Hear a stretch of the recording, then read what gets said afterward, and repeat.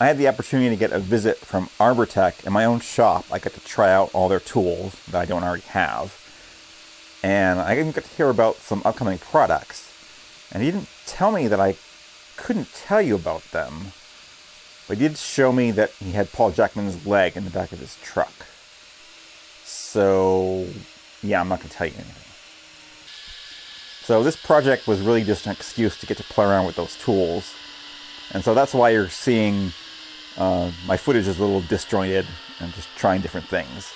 Out of everything that I got to try, the thing that stood out for me was the ball gouge. And the ball gouge was something that I thought I wanted, but I wasn't sure if I needed it. And after getting to play with it for like an hour, yeah, I need it. So the one thing that I really wanted to force myself into with this project was to undercut. And that's something that I really don't have the capability to do right now, at least very well. So with that ball gouge, at first I was cutting on the opposite side from me and sort of taking light passes, and it was working fine.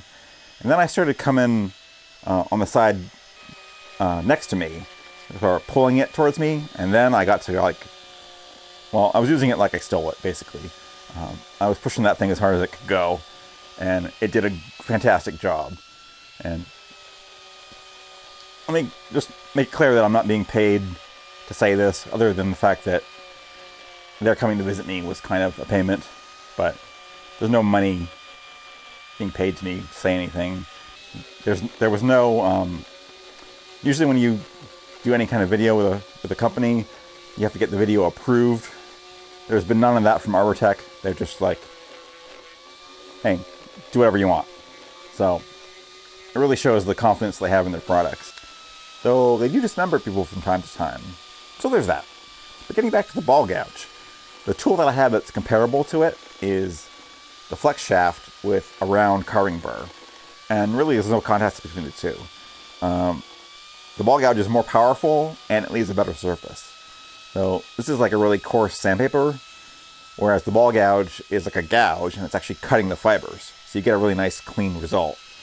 And I think this was a good test for it because it's mostly end grain, and even though it was chattering a little bit on the end grain, it still left a nice surface.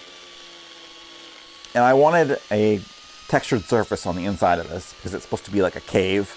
And so, a Bandsaw box in a cave, that's perfectly normal. I don't know why you're looking at me like that. So all I had to do was lightly go over it with 220 grit sandpaper, just to sort of knock down the high spots.